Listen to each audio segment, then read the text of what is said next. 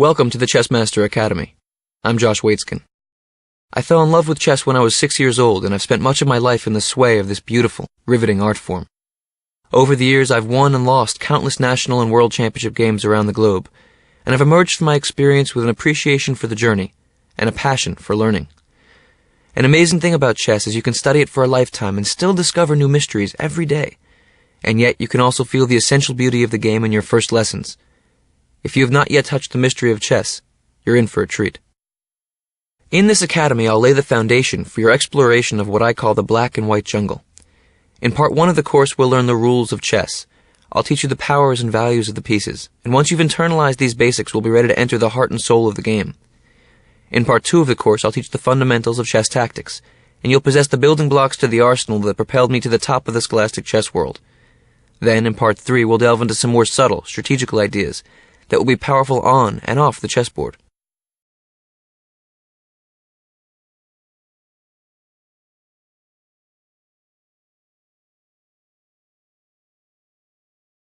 I have come to believe that the best way to approach chess is in a manner that teaches us about ourselves and about learning in general. I recommend that you keep your eyes open for the parallels between life and chess. They're out there, waiting to be discovered. Over time, you'll internalize the lessons of this academy, and the principles will become part of your intuition. Then the chessboard will become a thrilling arena for you to express yourself with creativity and freedom. Before we begin, I'd like to make a few suggestions. As you progress through this academy and beyond, please remember, growth comes at the point of resistance. This course will gradually stretch the mind, so don't get frustrated if you're stumped or forget something. I can't tell you how many chess problems have confused me until the answer dawned like a revelation. I may sometimes ask a question which feels a bit tricky. In general, the more effort you put into these challenges, the more you'll get out of the experience. The idea is not to get everything right, but to do the best you can with the knowledge you have so far, and then to soak in my explanations. If I've learned anything over the years, it's that the road to mastery is about growth, not perfection. So with that spirit, let's dive in. Welcome to the black and white jungle.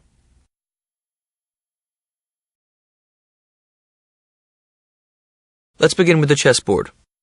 There are 64 squares on the chessboard, 32 light, 32 dark. When we talk about the game, the lines that run vertically up and down the board are called files. The lines that run horizontally across the board are called ranks. And the lines that cut diagonally through the board are called diagonals. So these are your files. These are your ranks. And these are your diagonals.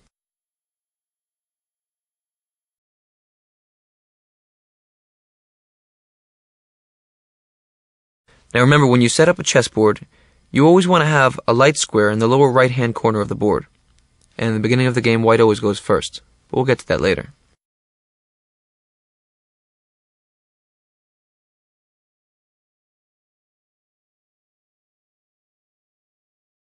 Now we're going to learn the language of chess, what's called algebraic notation. The vertical columns on the chessboard, the files, are lettered A through H. This is the A file, the B file, C, D, E, F file, G file, H file. The horizontal ranks are numbered 1 through 8. This is the first rank, second rank, third rank, fourth, fifth, sixth, seventh, eighth rank. So if we're talking about this square, we line up the letter, which we see is the D, and the number 5. This is the D5 square. This is the F6 square. This square over here, line up the letter and the number, the C7 square. Why don't you try a few?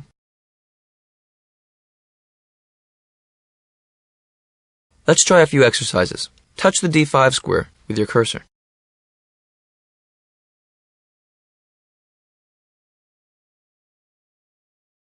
You got it. Now touch the B1 square. That's right. Now touch the E7 square. No problem. Touch the H4 square. Touch the A8 square. Excellent work.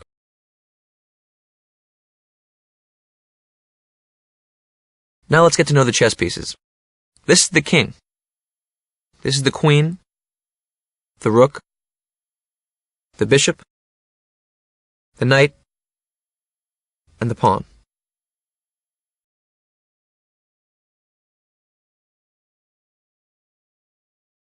Now let's learn the values of all the pieces. The pawn is the weakest piece in the chessboard. It's also known as the unit of value in chess. So the strengths of the other pieces are measured by the number of pawns that they're worth. The knight is worth around 3 pawns. The bishop is also worth around 3 pawns. We'll talk more about this later. The knight and the bishop are both worth around 3 pawns, but they move very, very differently. In some positions, knights are stronger. In other positions, bishops are stronger. And you'll learn about these nuances in a little bit. For now, knight 3 pawns, bishop 3 pawns. The rook is a powerful piece. It's worth 5 pawns. The queen is the most powerful piece on the chessboard. It's worth 9 pawns. The king doesn't really have a value that can be measured with pawns because the king, though not so powerful, cannot be lost. The aim of the game is to capture the enemy king. So your king has infinite value, although not all that much power.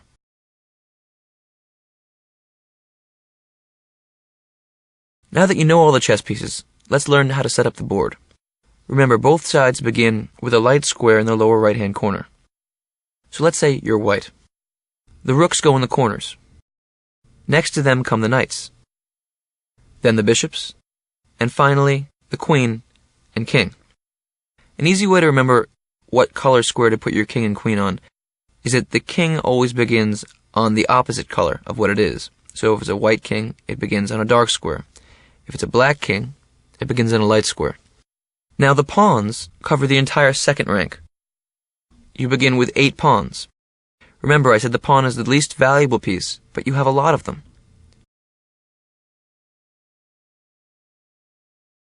So here we see white's setup. The rooks are in the corners. The white king is beginning on a dark square. The queen is beginning on the same color as she is. She's a white queen beginning on a light square. Bishops and knights, and the pawns cover the entire second rank. Now for black, it's the same. The pawns cover the entire 7th rank. The rooks go in the corners. The black king begins on a light square. The black queen begins on a dark square. Remember, the king always begins on the opposite color square of what it is, and the queen begins on the same color. So the black queen begins on a dark square, the black king begins on a light square. Then come the knights and the bishops.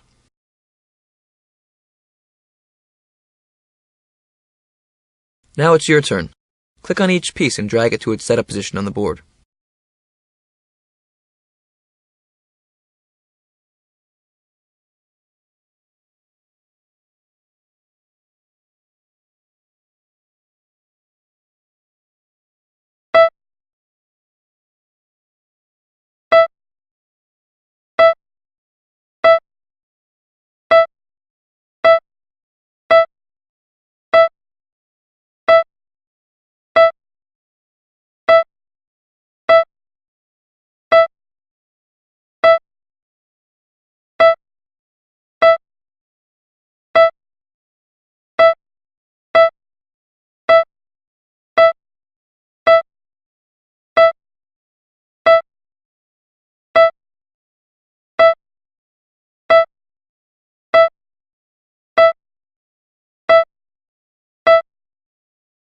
Way to go! So we've just learned the values of all the pieces and how to set them up. Now we'll learn how they move. The chess pieces might seem strange to you at first, but soon they'll feel natural, almost a part of you. Let's begin with the unit of value in chess, the pawn. Individually, pawns are the least powerful of all pieces, but there are more of them on the board than any other piece, so it's essential to learn how to use them in coordination. The game begins with each side possessing 8 pawns all lined up on the 2nd and 7th rank, as you've learned. In the beginning of the game, the primary function of the pawn is to take control of the center of the board and to protect the king. So this is how the pawn moves. On each pawn's first move, it has the option of moving ahead 1 square or 2. It's very important to remember that after its first move, pawns can only move ahead 1 square at a time. So here this e2 pawn can move to either e3 or e4, because it's that pawn's first move. But once it's on e4, it can only move to e5.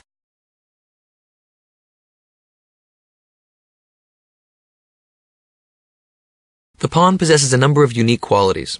First of all, the pawn is the only piece that cannot move backwards. So as we'll explore in part 3 of the Academy, we have to be careful not to overextend our pawn structure. You'll see more about that later.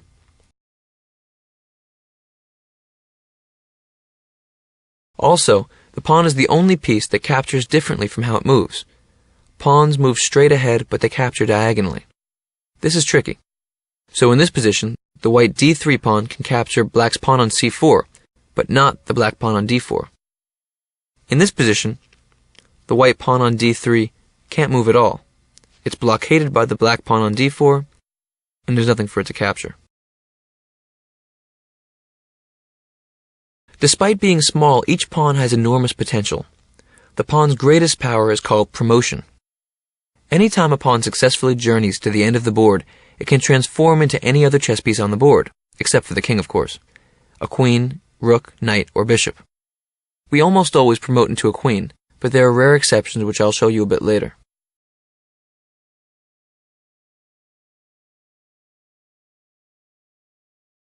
Highlight all the legal pawn moves.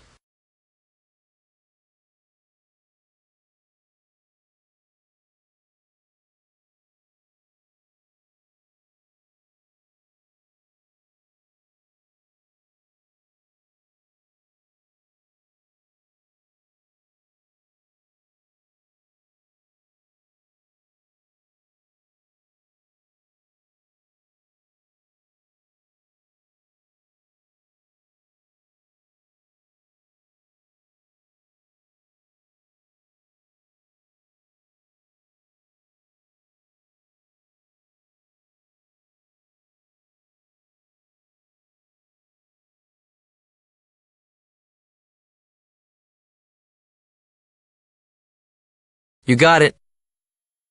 In this position, what do you think white should do?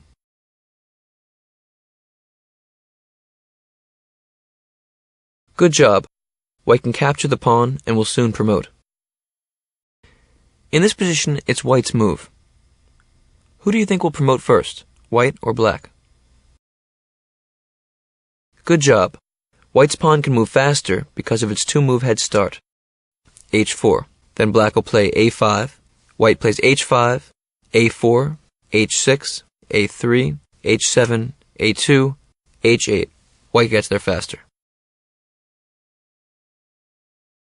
This exercise is a little bit trickier. It's black's move. What would you play? Good job. After black plays e5, white's position self-destructs, because the only possible pawn moves loses a pawn. After e5, white's forced to play d4, after which black can capture. There's a term for this type of position in chess, called zugzwang. What this means is that if I'm in zugzwang, any move that I make will hurt my position. I'm paralyzed, but I'm forced to move. So here you can see that come across on the board. If it's white's move, the only legal move is d3 to d4, after which black can capture the pawn. Now interestingly, if it was black's move and he played e4, the only legal move, white could capture that pawn. So in fact, this is a position of mutual zugzwang, which means whosever move it is will be in a big disadvantage.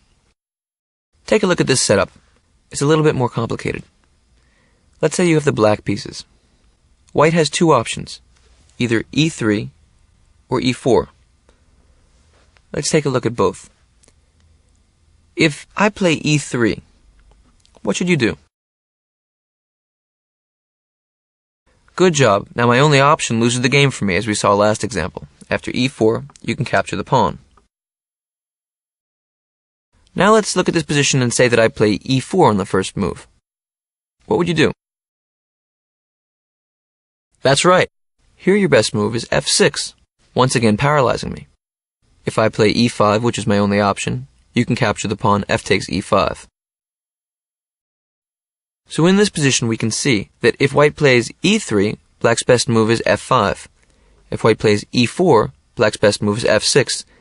And in both cases, white will lose a pawn because he had to move first.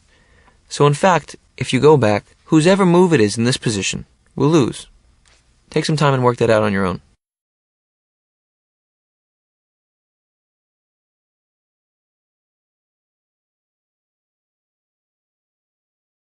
Take a look at this position. What's white's best move?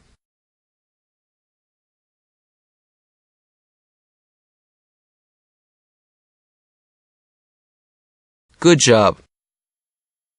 The point here is that any move that black makes will self-destruct. Black's in Zugzwang. If he plays c4, d takes c4, wins a pawn. If he plays d5, e takes d5, wins the game. And if he plays g5, white can play h takes g5. Now we're going to have to learn one of the more tricky rules of chess, en passant, French for in passing. This is how it works. Let's say that a white e-pawn has advanced to the 5th rank. Effectively, this pawn is keeping an eye on the f and d pawns of black because of the following rule. If either of those pawns advances 2 squares, the white pawn has the option of capturing it diagonally, as if it only moved 1 square. So if d5, white can play e takes d6. There are 2 important stipulations to remember. First of all, this is a one-shot deal. If white chooses not to capture the pawn immediately after d5, then he'll lose the chance forever. Also, say white has a pawn on e5 and black has a pawn on d6. If black plays d6 to d5, white cannot capture en passant. This rule only applies if a pawn is moved 2 squares forward, passing an enemy pawn that is residing on its 5th rank. And don't forget that you only have one chance. Here are a couple exercises that involve en passant.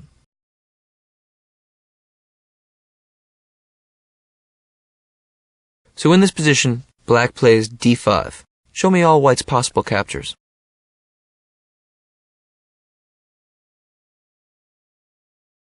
Good job, but there's more. Keep looking. Good job, but there's more.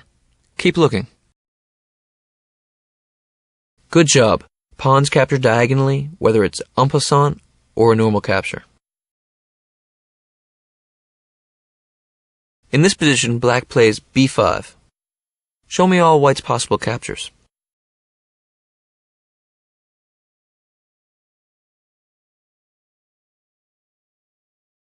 White can't capture en passant on b6 because the black pawn only advanced 1 square.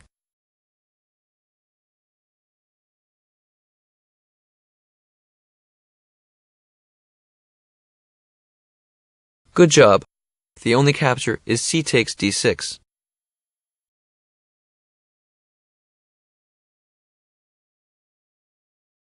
Now let's learn about the king. The king is the most valuable piece in the game, because if we lose him, it's all over. The goal in chess is to capture the enemy king while providing sufficient protection to your own king. But despite its precious nature, the king is not terribly mobile. In this position, the white king on e5 can move to all of these squares. It's easy to remember how the king moves. It can move 1 square in any direction, as long as that square isn't defended by an enemy piece. So here the white king can move to any of these squares. In this position, with the king on c2, the king can move to these squares. So remember, a king can move diagonally, horizontally, or vertically 1 square whenever it wants to.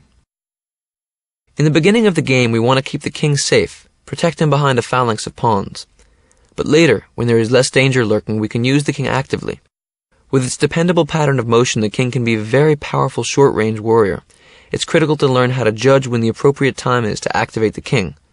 I'll develop this in the endgame section of the course.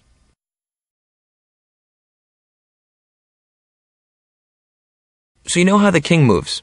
We also know that the goal in chess is to capture the king. Whenever the king is threatened, it's called check. In this position, if white plays the pawn from e4 to e5, we know that pawns capture diagonally, the black king is in check. This is marked with a plus mark, by the way, in notation. So here this would be e5, check. The black king would have to move, and we can see that the black king could move to e6, e7, d7, c7, or c6. The black king couldn't move to c5 or d5, or capture on e5 because the white king defends those squares. It's an illegal move for a king to ever move to a square where it can be captured. This is called check.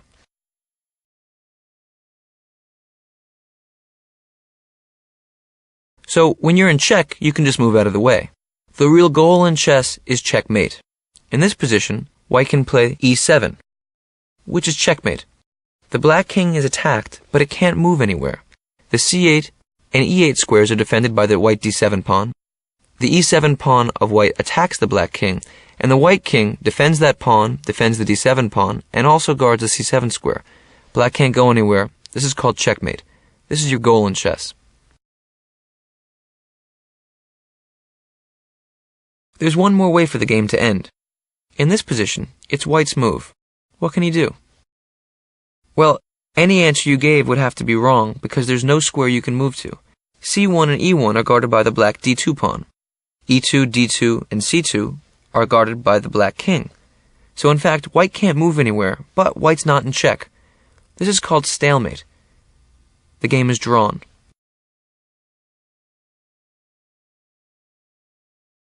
So we know if we attack the king, it's check. The king can move away. If we attack the king and the king can't go anywhere, that's checkmate. The game is over and the player who delivered the checkmate wins. Stalemate is when you cannot make any legal moves with your king, but you're not in check. The game is drawn. Now let's do some exercises to get used to king moves. Here, touch all the squares the white king can move to.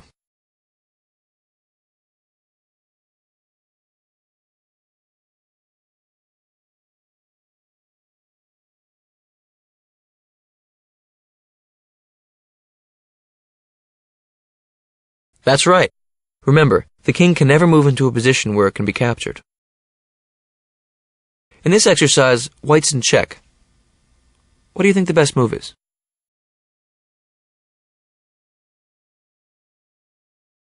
Good job. The white king can capture the d4 pawn. Of course, taking the f5 pawn is bad, because it puts the king in danger. Here the white king is in check. What is white's only legal move?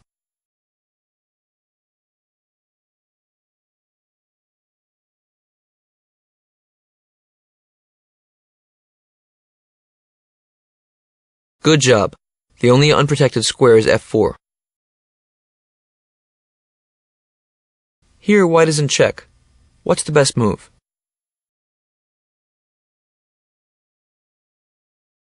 Good job. It turns out the white can get out of check and checkmate with the same move. By capturing the black pawn with your pawn, you've placed the black king in checkmate. In this position it's white's move. I'd like you to take a moment and think it out. Stalemate is a theme here. White to play. Good job. By moving your king to e6, you force the black king to move to c7, and you can now play king e7, followed by promoting your pawn on d8. Black will eventually lose.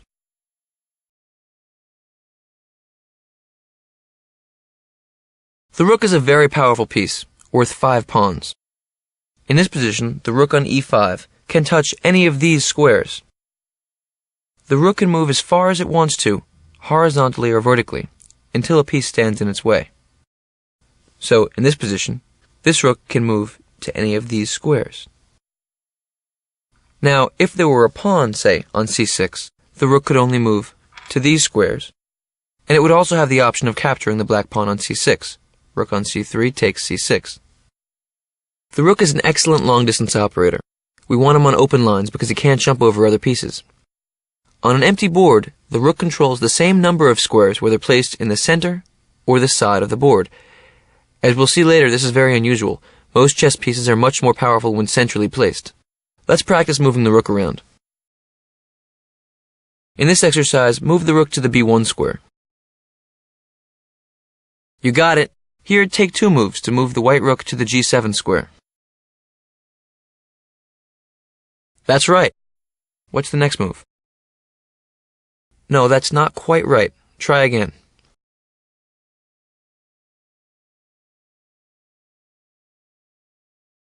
You got it. In this position, can the black rook capture a white pawn?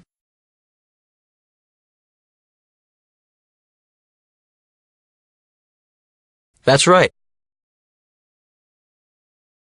As you know, the king is the most important piece in your chess army. Protecting your king from attack is how you keep from losing the game. Because it's so important, there's a special move called castling, which you can use to put your king in a safe place. Castling is the only time in chess in which you're allowed to move 2 of your pieces, a king and a rook, in one move. Here's a board set up with only the white king and the 2 white rooks. You can castle either to the king's side, which is called castling short, or to the queen's side, which is referred to as castling long. In this exercise, we'll castle kingside. First, move the king 2 spaces towards the rook, to g1. Then move the rook to the other side of the king, on f1. Good work. In this exercise, we'll castle queenside. Move the king 2 spaces towards the rook, to c1, and move the rook to the other side of the king, to d1. Excellent work. In a game, castling moves the king away from the center of the board where it's more vulnerable to attack. Note how much safer the 2 kings are after they castle. Here, white castles queenside, and black castles kingside. It's usually a good idea to castle early in a game, both to protect the king and give the rook a chance to control the center files.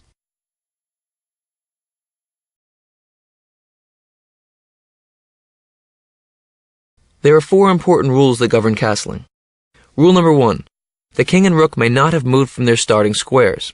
In this board setup, white cannot castle to either side because both rooks have moved from their starting positions. Even if one of the rooks moves back, white still cannot castle. Rule number 2. All of the spaces between the rook and the king must be unoccupied. In this diagram, white cannot castle kingside because the knight is in the way. But he can castle queenside because all of the spaces between the king and the rook are empty. Rule number 3. The king cannot be in check. In this position, it would appear that white can castle kingside because neither the king nor the rook has moved from its starting square, and the spaces between the rook and the king are empty. However, the white king is currently in check from the black pawn on d2, so he cannot castle. Rule number 4. The squares that the king passes over cannot be under attack, and since you can never move your king into check, the square to which it's moving can't be under attack either. In this position, the spaces between the king and the rook on the queen side are open. However, the d1 square is guarded by the black rook on d8, so the white king cannot pass over it. Castling is illegal. In this position, the c1 square is guarded by the black rook on c8, so the king can't land on it. Castling is illegal here as well.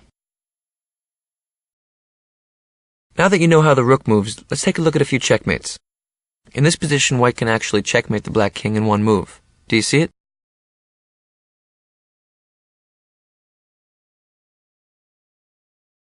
Yep, that's it. The black king is trapped on the back rank, the white king guards the d7, e7, and f7 squares, and the white rook mates the king. This is called a back rank mate.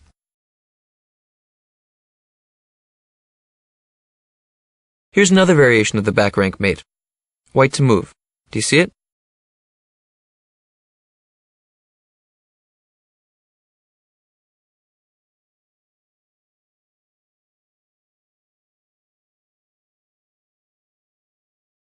Yep, that's it. Rook a8 once again is checkmate. And here the white king doesn't need to help out because the pawns on f7, g7, h7 are trapping the black king. Notice how our own pieces can hurt us. This is once again called a back rank mate. In this position, there are a lot of pieces on the board, but if we're familiar with the back rank mate, we should be able to spot it here. Black to move. What do you see?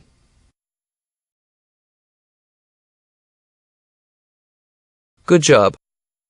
The correct move is rook a1, checkmate, a back rank mate. It's important to learn the patterns on an empty board so we can have the tools to navigate the complexities of chess.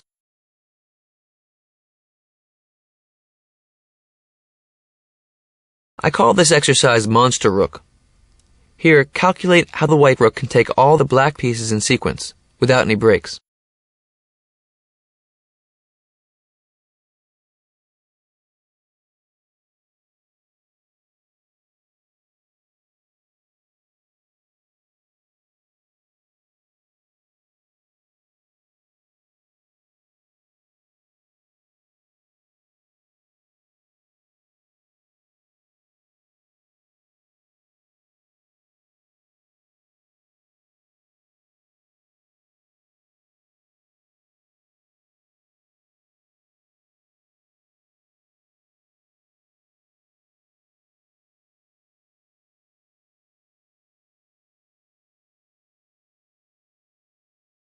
You can't take every piece in sequence after moving to that square.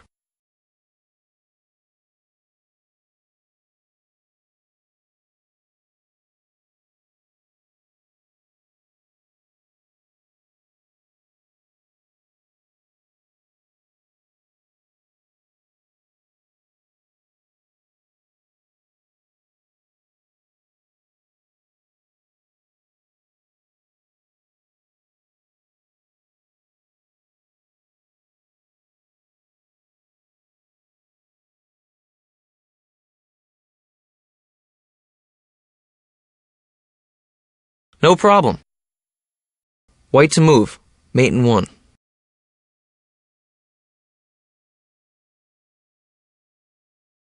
Good job. Your rook on h6 covers the 6th rank, while your king covers the b4 and b5 squares. By moving your rook to a2, you've checkmated the black king. White to move. Mate in 1.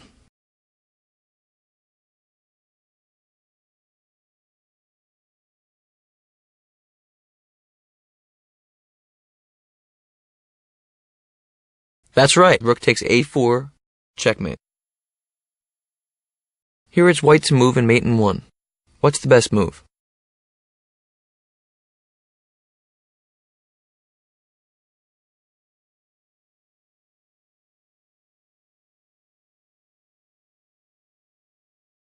That's it. By moving your rook to h8, you've checkmated the black king, and there's no way to block.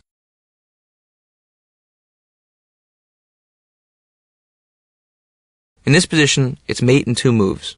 What is black's first move? Good job. Now it's mate in 1 move. What is the last move? You got it.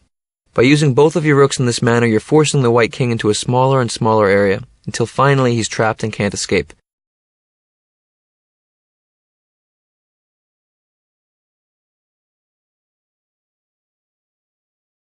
This one's tricky. Take your time, remember everything you've learned so far, and try to find white's best move. You may see that you can take one of black's rooks with rook takes h5, but that would be a huge mistake. Why? What is black's best move?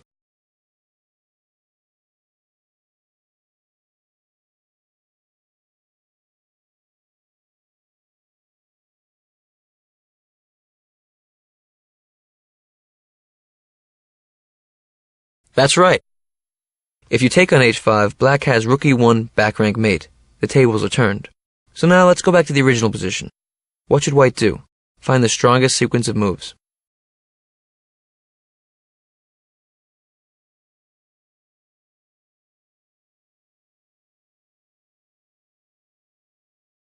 Good job. Now it's mate in 2 moves. What's next? You got it. Now it's mate in 1 move. What's the last one? Excellent work. You found mate in 3. Congratulations. In this position, it's white to move and mate in 2. This problem combines pawn and rook moves, using a number of patterns you've already seen. White to play. What do you see?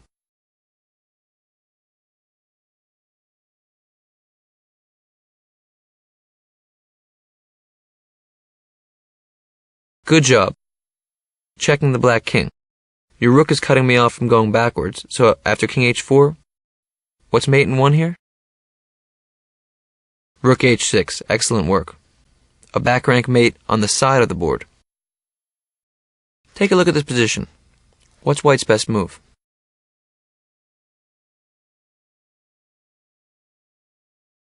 That's right. Here we can use the tactical device called a skewer to win the black rook. Rook d3 check skewers the black king to the rook. After king e4, rook takes d8, and white has won a rook. So rook takes g3 was possible, winning a pawn, but the best move was rook d3. A skewer is when you have 2 enemy pieces lined up on the same diagonal, rank, or file. You attack the stronger piece. It has to move out of the way, and that opens up an X-ray attack onto the weaker piece. Excellent long-distance operators like the rook, bishop, or queen are very good for these types of operations.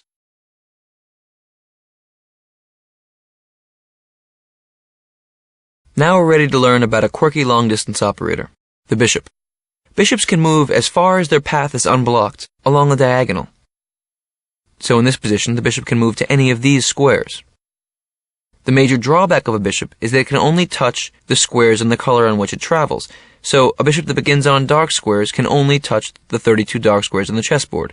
Of course, a bishop that begins on a light square can only touch the 32 light squares on the chessboard. So we call our bishops a dark squared bishop or a light squared bishop. So while a bishop can go very far with one move, it's relegated to only half the squares in the chessboard. This is why the bishop is worth only 3 pawns. In this type of position, the bishop can slice right through white's pawn structure, but it can never attack any of the white pawns because they're all in dark squares. So here you can see both the pros and the cons of a light squared bishop. Like every other piece except for the pawn, the bishop captures the way it moves. It cannot jump over other pieces. And if a bishop is blocked in by its own pawns, it's considered a bad bishop. You always want to maximize the mobility of your chess pieces. Here, the white bishop is blocked in by its own pawns and can't do anything active. The black bishop, on the other hand, is free to roam and can attack the white pawns on dark squares. In this position, black is winning because he has the better bishop. Now let's take a moment to talk about quality in chess. We say that each piece has a numerical value. Bishops are worth 3 pawns. Rooks are worth 5 pawns. But in fact, the values of pieces fluctuate with the board position, and it's important to learn about the principles which determine what makes a given kind of piece more or less powerful. It turns out, for instance, that bishops are much better in open games than in closed games. An open game, by the way, is when the central pawn structure is not blocked. In this position, the pawns are wide open, so the bishop can cut through the whole position. Here, on the other hand, the bishops are locked in by the pawns. Knights, on the other hand, while they're also worth roughly 3 pawns, are better in closed games. We'll learn about the knights soon, but for now just remember that knights are the only piece that can jump over other pieces. So in a closed game, a knight can leap into attack, while other pieces are locked in. So if you have a bishop against a knight, you want to open up the game. With knowledge of these principles, as they'll be taught in this course, you'll be able to make long-term strategic decisions, even in your first weeks of play.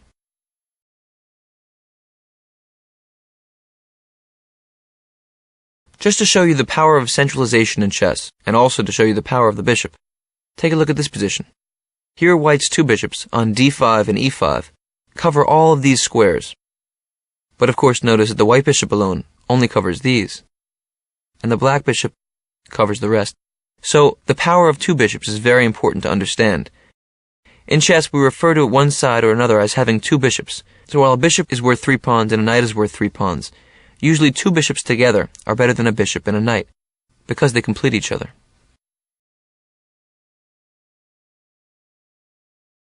Let's try out some exercises.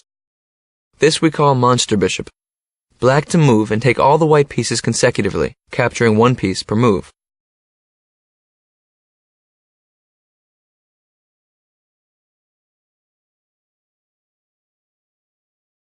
No, that's not quite right. Try again.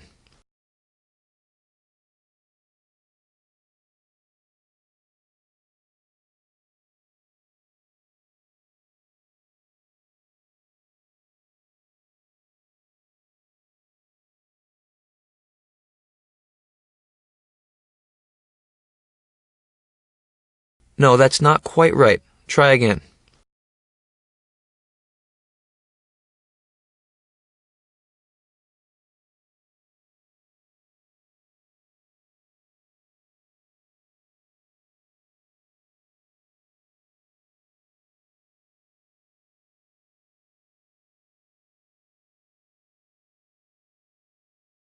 Good job. You found the right sequence to capture all the white pieces. Take a look at this position. First, click on all the black pieces that the white bishop can capture.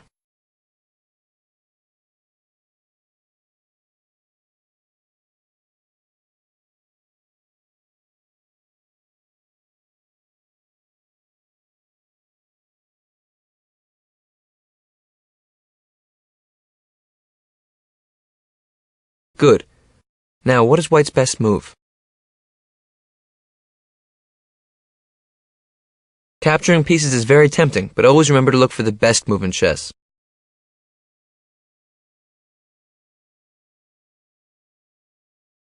Excellent work. Bishop d4 is checkmate and ends the game right away. Here White has 2 bishops for a rook. What is White's best move? I'm sure you see that the black rook is attacking the h2 bishop.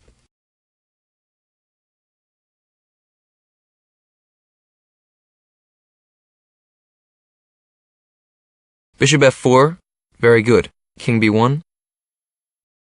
What's the next move? Bishop e4 check, excellent work, driving the king all the way to the corner of the board. King a1. What's mate in 1 here?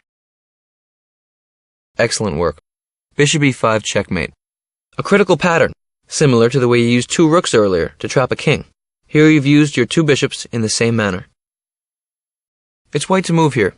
What's the best move? The first thing you should do is notice all of the black pieces that can be captured.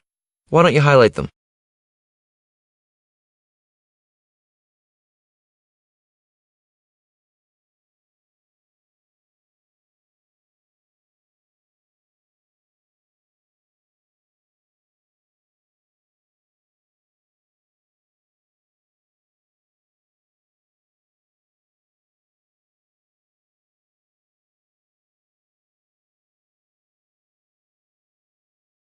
Good job.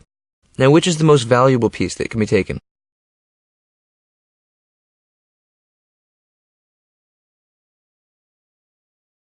White had 3 options and you found the best move. Way to go. In this position, look for all your moves. White to play. What do you see? Remember, bishops can cover a lot of distance. Do you see mate in 1?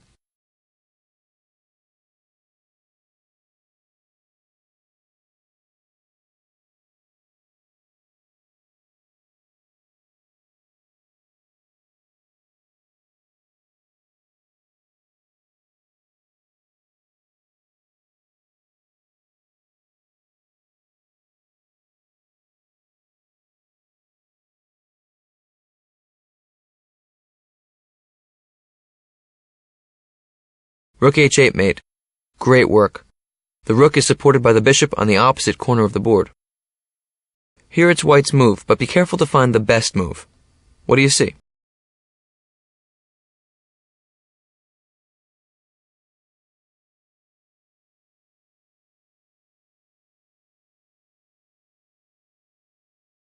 Excellent work. Rook b6 mate combines the rook and the bishop to win the game. Sometimes when we're closest to victory, we release the tension of the game and throw everything away. Notice how terrible a mistake rook takes f5 would have been. Here, black is stalemated. There are no legal moves. Once again in this position, you want to find the best move. White to play.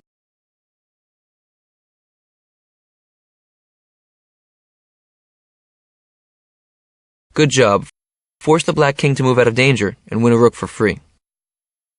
What is white's best move? This one is tricky and it introduces a new idea, a tactic called the fork.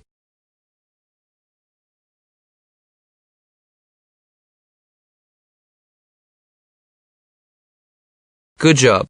Bishop takes c5 check wins a pawn and a rook because it forks the king and the rook. A fork, of course, is like a fork in the road. We'll discuss this tactical idea later on, but it's when one piece attacks 2 enemy pieces at once. Bishop takes c5 check is very strong. Don't worry if you had trouble with this one. This was the first time forks were discussed, and you'll be learning more about these in the upcoming exercises. I just wanted to show you the idea. Now for the queen. She's the most powerful piece on the chessboard. The queen combines the powers of the rook and the bishop, and is worth 9 pawns. Or 2 bishops and a knight, 2 knights and a bishop, a rook, bishop, and pawn, or any other combination of pieces. Of course, these valuations vary with the position, and we have to learn how to make the judgments.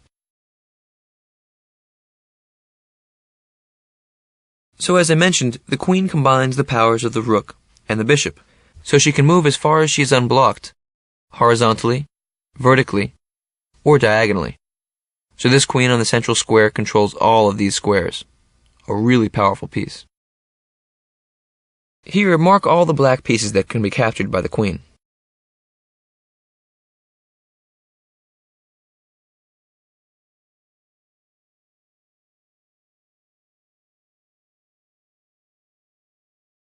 Good job. And now capture the most valuable piece.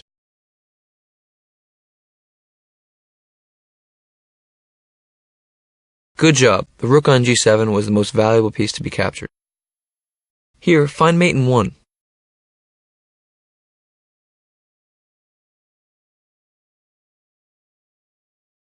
Way to go. Queen b2 is checkmate. Here, white has mate in 1. Do you see it?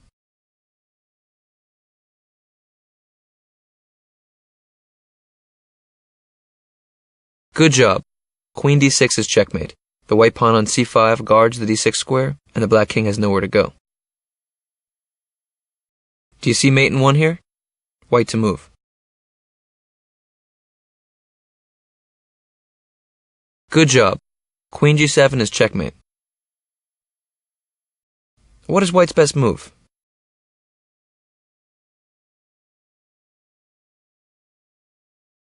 Good job. Queen d5 check wins the rook with a fork. In this position, white has mate in 1. Do you see it? This is a little tricky. Take a moment.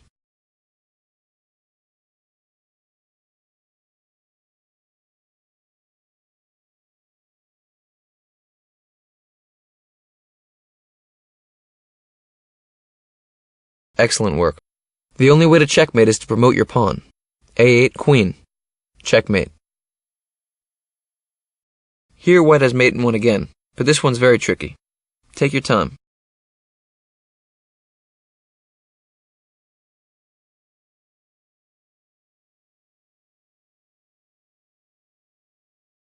Good work.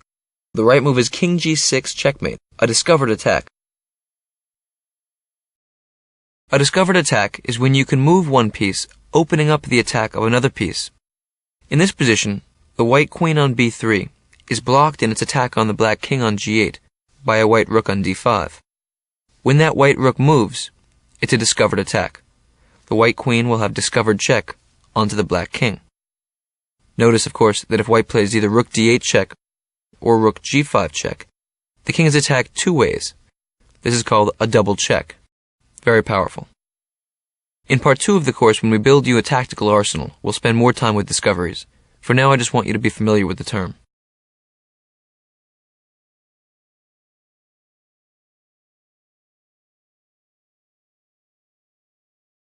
Here's another example of a discovered attack. The white pawn can move from d5 to d6, opening up a discovered check on the black king from the bishop on g2. There are countless forms of discovery, and we'll look at more later on.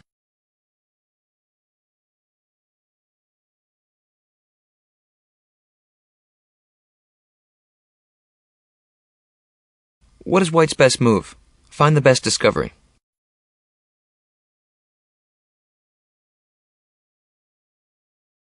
Good job. Rook d5 check wins the black queen. The white rook moves out of the way, opening up an attack of the white queen on a1 onto the black king on g7, and attacks the black queen. Notice that rook takes b4, another option, would have been a mistake. It also attacks the black queen, and checks. But here black can block. Queen to e5, protected by the pawn on d6. Black gets out of check and gets the queen out of the way.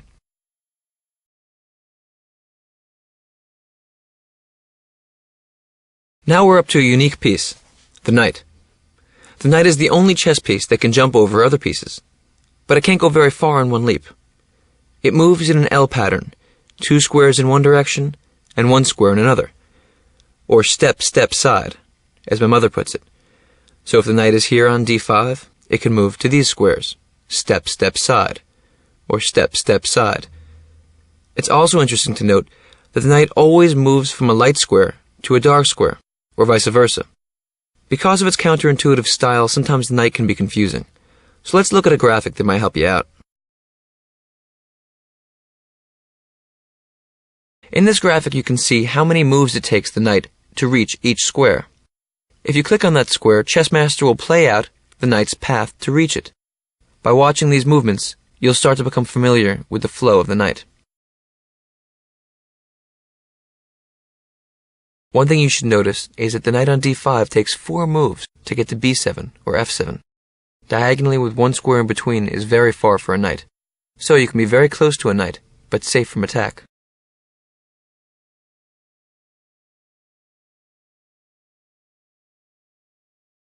A knight is very good in a closed game because it can jump over other pieces.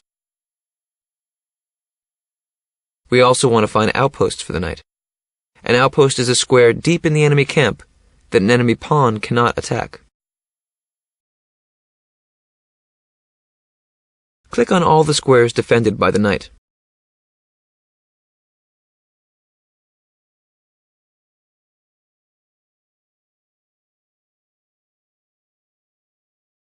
The knight can cover 8 squares when placed in the center of the board. Good job. It's very important to notice how powerful the knight is in the middle of the board. The center is a theme we'll keep on coming back to throughout this academy. Now in this position, touch all the squares the knight attacks.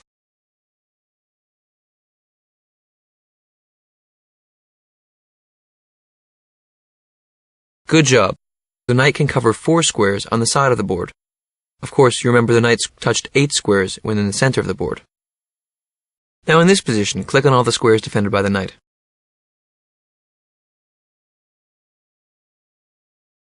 Exactly. The knight can only cover 2 squares from the corner of the board. So, the knight in the corner covers 2 squares. The knight in the side covers 4 squares. The knight in the center covers 8 squares. We always want to centralize our knight, and this holds true with most of the chess pieces. Centralized pieces can go right, they can go left, they can go up, they can go down. They can go everywhere. With the knights, my first teacher used to always tell me, a knight on the rim is grim. It's a good way to remember to centralize your knights. This exercise will be good for training visualization. How many moves will it take the knight to get to g6?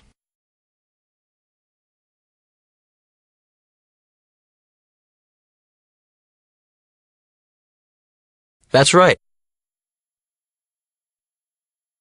In this position, how many moves will it take the knight to get to b1?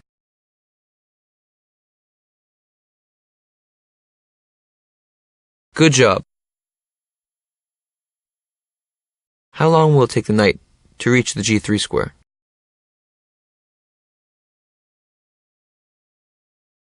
Good job. How many moves will it take for the knight to reach a8?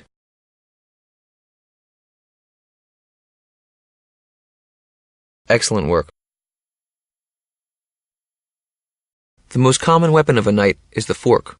Do you see how the white knight can attack all of black's pieces if moved to the appropriate square? Good work. Knight c7 check. You can attack all of the black pieces. What is black's best move? Here we see that black has 2 possible forks. Play the best one.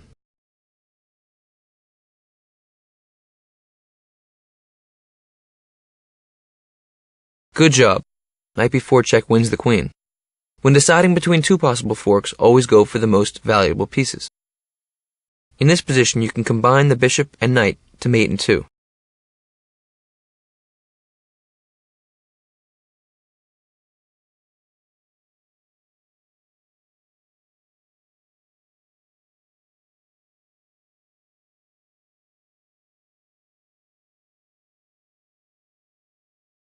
That's right. Knight h6 check forces the black king to take refuge on h8 because the white bishop guards the f8 square. Now you have mate in 1. Do you see it?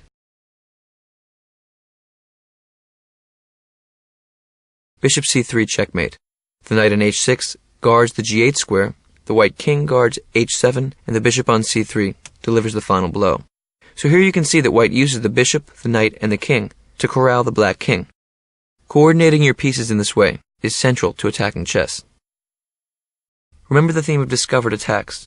Anywhere the white knight moves will open up a discovered check from the white queen on c3. Knights are very good for discoveries.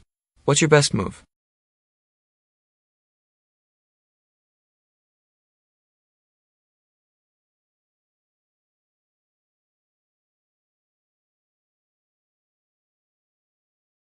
Good job.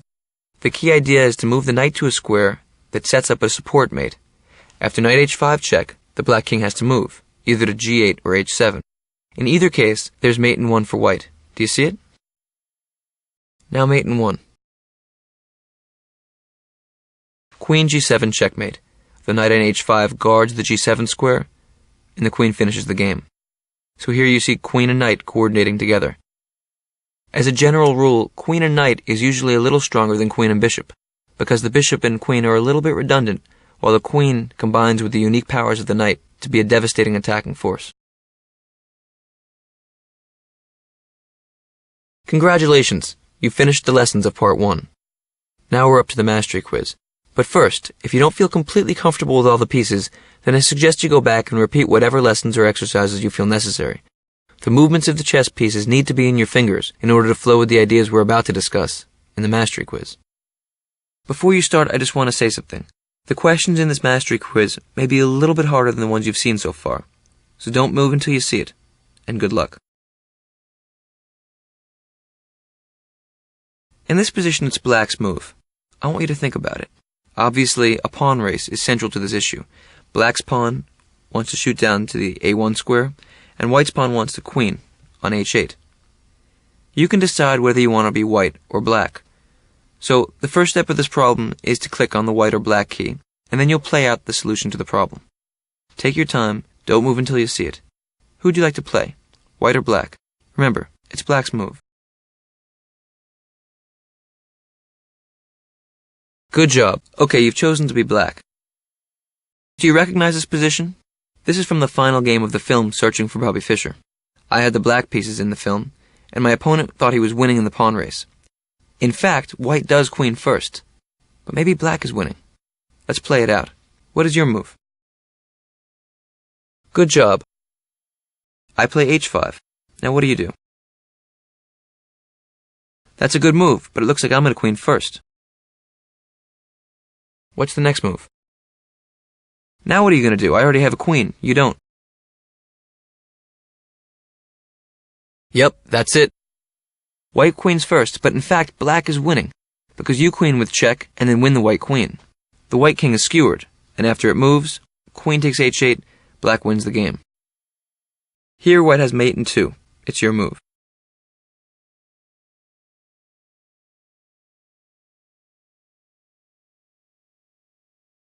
Good move. Cutting off the black king. My only legal move is king c8. It's your move. Way to go! Rook e8, a back rank mate. Here white has mate in 4. What's the first move? Rook b5 check. Good work. I play king g6. Rook a6 check. Excellent work. This is the pattern we saw earlier. Some people call this stair-stepping. I play king f7. Rook b7 check. And now after king e8, mate in 1. Rook a8 checkmate. Excellent work. Here white has mate in 5, but this one is a little tricky. Take your time. Recreate the pattern we found before.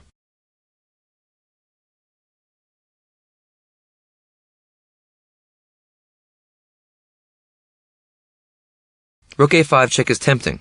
After king f4, rook b4 check. King e3, rook a3 check. King d2, rook b2 check. You're trying the stair-stepping pattern again. But now, after king c1, rook a1 isn't mate, because now your b2 rook is hanging. King takes b2 is possible.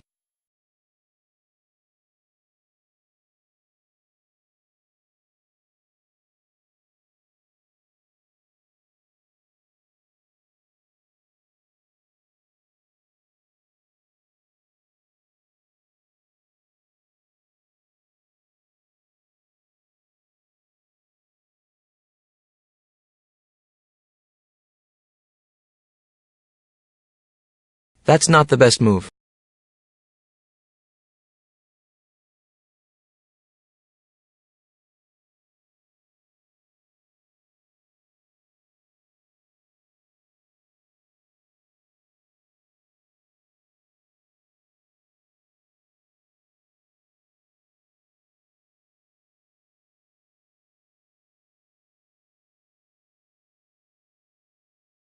Excellent work. The correct answer is to switch sides. Rook b4, a quiet move. Now you cut off the black king from escaping towards the first rank.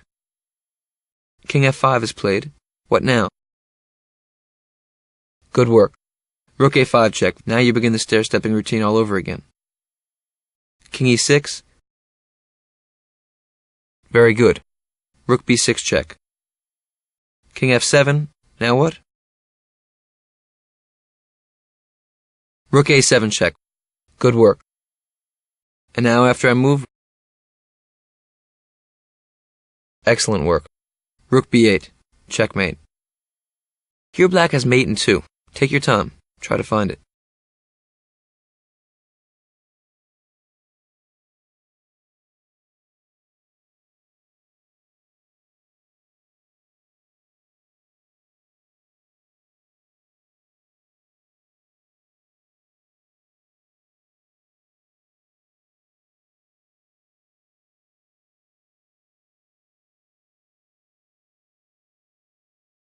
Good move. With h4, black puts white into zugzwang, the only possible legal move. is king to f1, because the rook cuts off the king along the d file. And after king f1, what do? Rook d1 checkmate. Excellent work. So the h4 move, in a sense, was wasting time.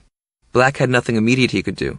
But after h4, white self-destructs. Remember, zugzwang means that any move you make will hurt your position. Notice that the black rook couldn't move anywhere else along the d-file, because white's pawns cover all the squares.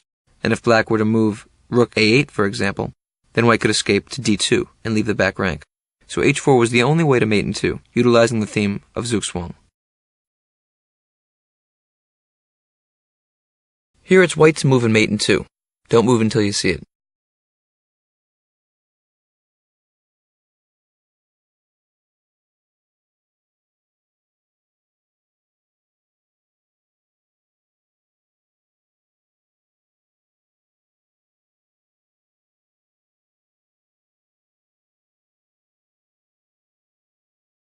King c2 discovered check. Black has to play king c4. That's the only move. Now mate in 1. Rook d4 mate. Good job. So notice that here in the endgame, the white king plays a critical role in attacking. This is something which we're going to see later on in the chess master courses. In the beginning of the game we want to defend our king, but later on the king can become a very powerful attacking piece. Here the king on c2 both guards the c3 pawn and takes away the b3 square from the black king. The white king is critical in mating the black king. This is a monster knight. Only the white knight can move, and he must capture all the black pieces without a break. Calculate everything out from the beginning so you don't make a mistake. What's the correct sequence?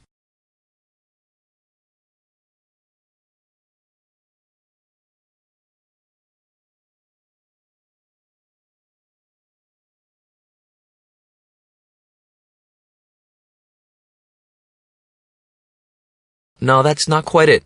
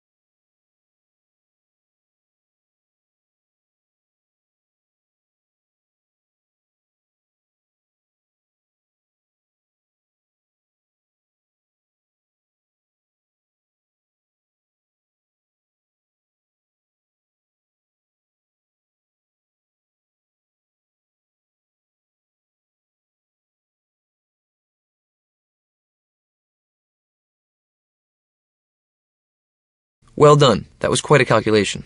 Really great work. Here's another monster knight. Remember, calculate everything out from the beginning so you don't make a mistake. Find the right pattern.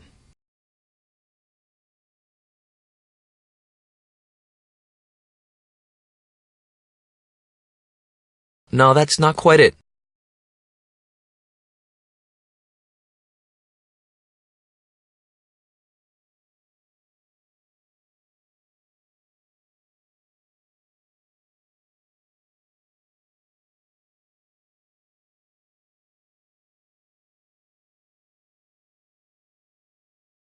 No, that's not quite it.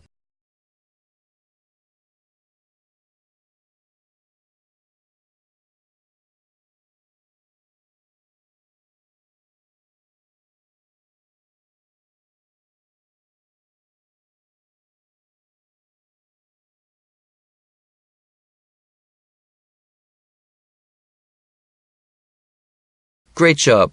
That problem required some serious visualization. Another monster knight. Again, only the white knight can move and he must capture all the black pieces without a break. You know what to do.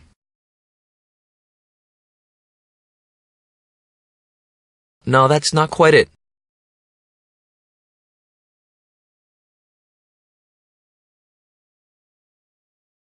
No, that's not quite it.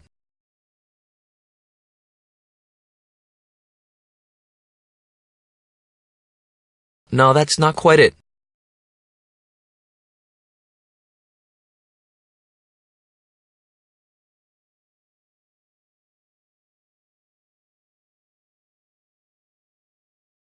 No, that's not quite it.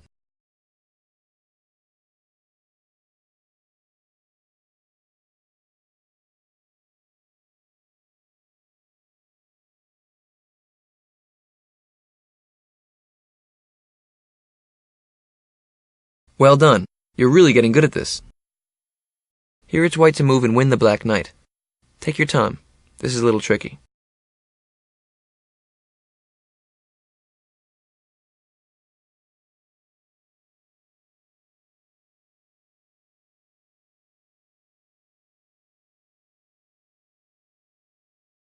That's right. Bishop d5. The black knight is trapped. Anywhere it goes to, the white bishop can capture it.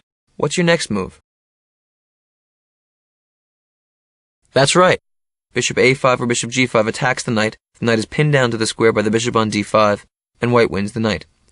This relationship between bishop and knight, when there are two squares between them, is very important. In this way, bishops can completely dominate knights. Here it's white to move. Now I know this position looks pretty confusing because there's a lot going on, but don't worry about it. Take your time, notice all the lines. White to move. What's best?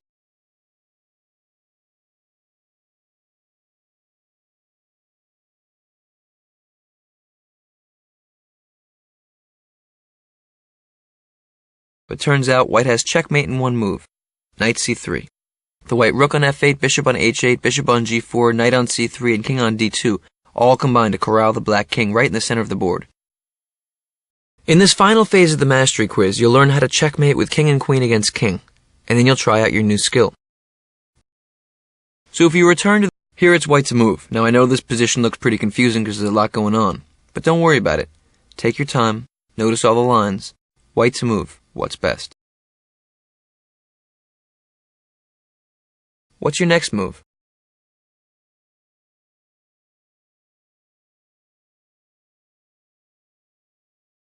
Here it's white to move and win the black knight. Take your time. This is a little tricky. Bishop d5. The black knight is trapped. Anywhere it goes to, the white bishop can capture it. Here it's white to move. Now I know this position looks pretty confusing because there's a lot going on, but don't worry about it. Take your time, notice all the lines. White to move. What's best?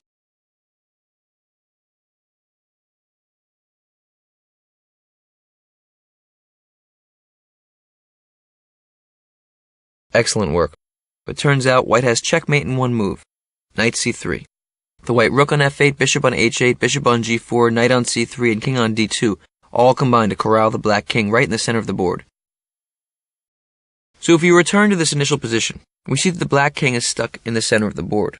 We see that the white rook is cutting along the f-file, the white rook on h1 is very strong, but there's no way for it to attack because rook e1 check is guarded by the pawn on f2. Here you can see that white is in big trouble. The black queen on a5 has a discovered attack which is waiting to happen. The pawns on f2 and g2 are on the verge of queening. We know right away that white has to act fast, so that should be your first hint in this type of position. It's very easy to get caught up in the meaningless confusions when playing chess, or dealing with any life issue for that matter, and the key is to know where to look. When confronted by a tactical position, we should always look for forcing continuations, for example checks or captures. So here you want to look for all the checks that are possible. Knight c3 check was a check that also happens to be mate. The idea of this course is to learn the principles which will help you decipher and glide through complicated situations.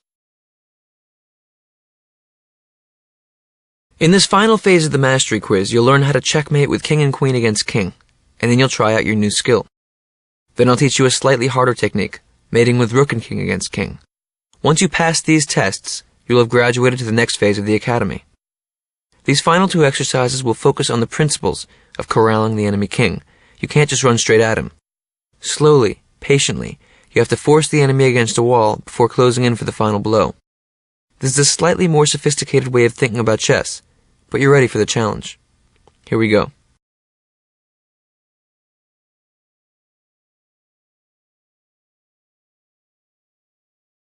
Let's begin from this position. The idea for white is to force the black king into the side or corner of the board. The white queen can't mate alone, though. The king and queen have to coordinate together. So the first step is to start pushing the black king back. Queen d4 is an excellent centralizing move. Notice now the black king is stuck in this box. The d file and fourth rank are closed off, so he has to stay over here. Let's say black plays king f5. Now white should bring the king into the game. King g2. He plays king e6. Black will do anything he can to stay away from the side of the board. Now I can bring the king into the game again. King f3. King activity is a critical theme in the endgame. You'll see this over and over. Let's say black plays king f5. Here white can push the black king further back. Let's say you play queen d5 check. You see now the white king guards the f4 and g4 squares. Black has to go backwards. Say king f6. Now what you do is bring the king into the game once more. King f4. Black has to make a decision. He plays king g6. Now white can move the queen. Play queen e6 check. Now black, you see, is pushed closer and closer towards one side or another of the board. If black plays king h5, then white has a number of options, one of which is the quiet move, for example, queen d6. You see the queen cuts off the sixth rank, and then after king h4, there's checkmate with queen h6 mate. If black plays king back to g7, then the white king can come further into the game, king g5. We're pushing the black king back. Let's say black plays king h7 here. Here's a tricky one. If white plays queen f7 check, forcing the black king into the corner after king h8, because notice the white king guards the h6 square, after king h8 you might want to bring the king into the game, but that would be a terrible mistake. After king g6 or king h6, the black king is stalemated. Don't fall into this trick. So queen f7 actually wasn't the best move, but if you played it, it's no problem. Now you can just bring the queen back to e7, waste a move. Black plays king g8, and now white has mate in 2, king g6, king h8, and now there's tons of mates. Queen d8 is a back rank mate, queen e8, queen f8 are also checkmate, or you can play queen g7 mate, or queen h7 mate.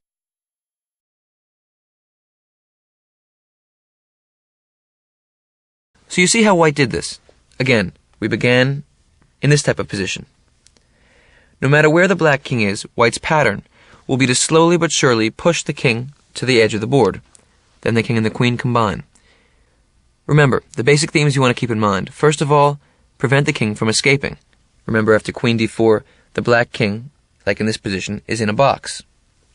Then the king runs away towards the side of the board because he has nowhere else to go. Then you bring the king into the game. King activity is a critical theme in all endgames, especially when you're forcing mate, with king and queen or king and rook against king. Then you want to slowly but surely prevent the black king from escaping wherever he tries to run to, force the king to the side of the board, and at the very end there'll be moments where you can fall into stalemate traps.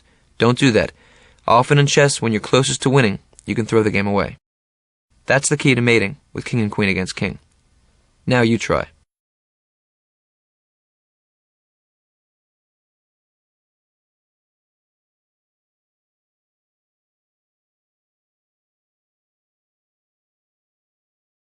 Congratulations! You passed the first test. You know how to mate with king and queen against king. Now this one's going to be a little bit harder. Now you're going to mate with king and rook against king. The idea is the same, but of course you have a much less powerful piece to work with. First of all, we want to cut off the white king. I'm going to show you the most principled way of doing this. Sometimes there are slightly faster ways to checkmate, but the ideas I'm going to show you are what I want you to focus on and internalize. So first of all, because the black king is down here, we're making the decision that we're going to push the white king away from us, down the board. So black's first move is rook a4, cutting off the king from coming this way. White plays king d5. Now you have to bring the king into the game. King g2. White plays king c5. And you bring the king into the game. King f3. Now white wants to stay in the center of the board. He plays king d5. And now black plays king e3. The key relationship will be seen now. If white plays king e5, now the kings are lined up. If black checks the king is forced to move backwards.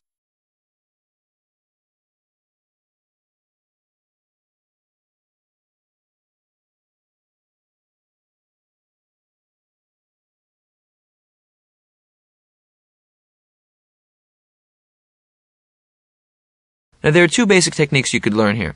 One of which is to play the move rook d4.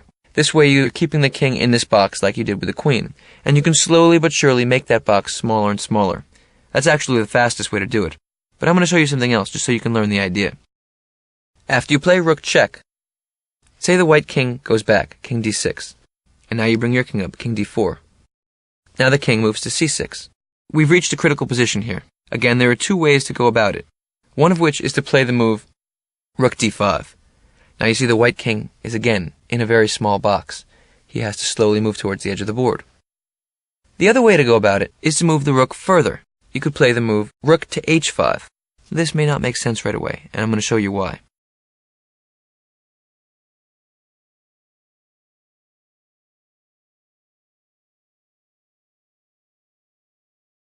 Remember, the thing we want to keep on creating is a position where, say, the white and black king are lined up like this.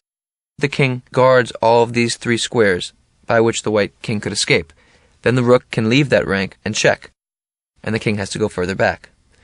So if we're in this position, let's say you play king c4, then white could go back to where he just came from, king d6. Then black could play king d4, white can play king c6. Black hasn't made any progress. The key to the quiet move, rook h5, is that now it's white's turn. This is using the theme again of Zugzwang, forcing white to self-destruct a little bit. If white plays king b6, then black can play king c4. Eventually, white's going to have to run the other way, say king c6, and now the kings are lined up. Black can play rook h6 check, and the king is forced back one more rank. Say king d7. Then you play the move king d5.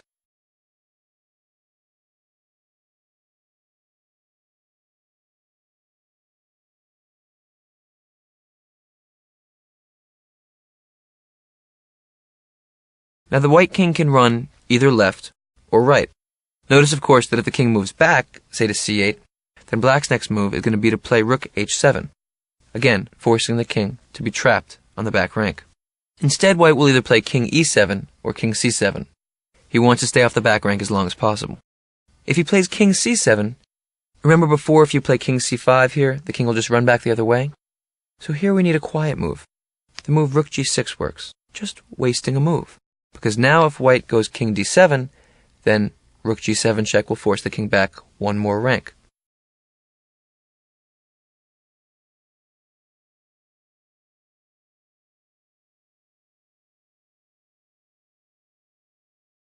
Instead, white will play king b7.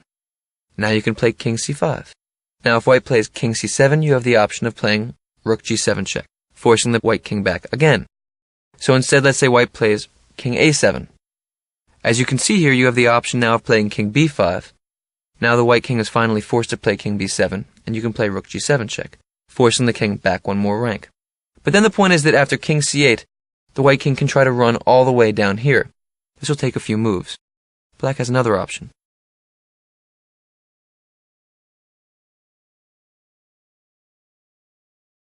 At this point, we can switch our attack. Instead of trying to force him against the back rank, we can hold him against the side of the board. You can play the move rook to b6. Now the white king is completely confined. King a8, and you can bring the king to the game. King c6. The only legal move is king a7. And now we know what we're aiming for, a position like this. So in this position, you can waste a move. Rook goes back to b1, or b2, or b3, or b4. No difference really. If white plays king a6, checkmate. If white plays king a8, then king c7. The only legal move for white is king a7, and then rook a1 is checkmate. So again, let's think about the themes we just discussed. First of all, we cut off the white king, forcing him to stay on one side of the board. Then we brought the king into the game. Then we had options. In positions like this, we can either waste a move and ultimately force the king back one more rank, or we could play, for example here, rook e4. You see what this does? This forces the king into a corner of the board. It's a different technique. Say the king goes to f6, then you can bring your king up into the game. Now the king moves to g6. Now you can play rook e6 check. The king moves back, say to f7. If the king goes to h5, remember this idea, wasting a move, you play rook a6, the king's only legal move is king h4, rook h6 is checkmate. So instead white plays king f7, and now black brings the king into the game. King f5, king g7. Now is another one of those moments where you can play with one of the two techniques. You can either play a quiet move with rook a6, Or you can play the move rook f6, trapping the white king into playing in this tiny little corner of the board. Let's say you play king h7, then rook g6. Now the king is only confined to these two squares. White plays king h8, and now the black king comes into the game. King f6, king h7, king f7, king h8, mate in 1, rook h6, checkmate. So here you see how to mate with a rook and king against king. The ideas are what I want you to remember here, not memorizing moves. I showed you two different basic techniques which are related.